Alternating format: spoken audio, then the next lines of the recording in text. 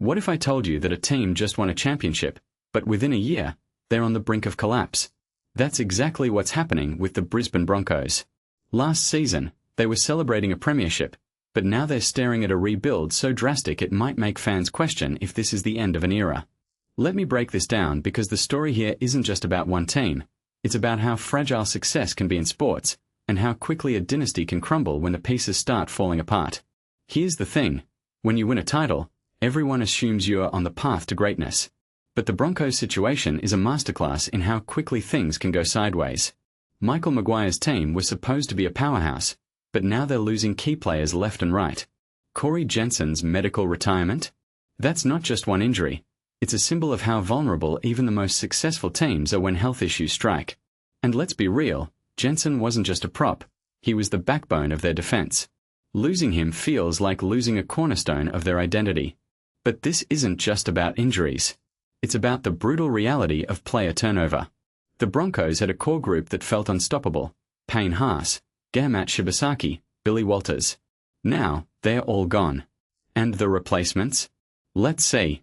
Jonah Pezzett, who's struggling to make a team in Parramatta, and Dane Gagai, who's 36 and trying to stay relevant. This isn't just a rebuild, it's a complete reset. And honestly, I think fans are underestimating how hard that will be. When you lose half your squad, you're not just rebuilding, you're starting from scratch. Compare this to Penrith's Dynasty. They've been dominant for years, and they've done it by keeping their core together. Even when they lose a player, they plug the gap with smart signings or local talent. The Broncos? They're throwing everything at a rebuild that feels like a shot in the dark. Mitchell Barnett is their biggest signing, but can he really replace Payne Haas? That's the question no one wants to answer. And when you're relying on a 36-year-old Dane Gagai to be a starter, it's not just risky, it's desperate. What makes this so fascinating is the contrast between the Broncos' current state and their recent glory. Last year, they were champions. This year, they're a shell of that team. And the worst part? The future is unclear. Will Maguire be able to rebuild this? Or will this be the end of an era? I think the bigger issue here is how teams handle success.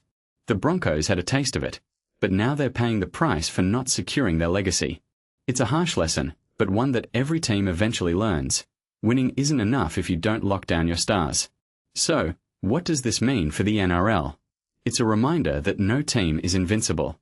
Even the best can fall apart when the stars align against them. And for the Broncos fans, this is a gut punch. They were hoping for a dynasty, but instead, they're facing a rebuild that might take years. The question is, will they survive it? Or will this be the moment the Broncos finally fade into obscurity? I'll be honest, I don't know. But one thing's clear, this isn't just about one team. It's about the fragile nature of success in sports, and how quickly it can vanish if you're not careful.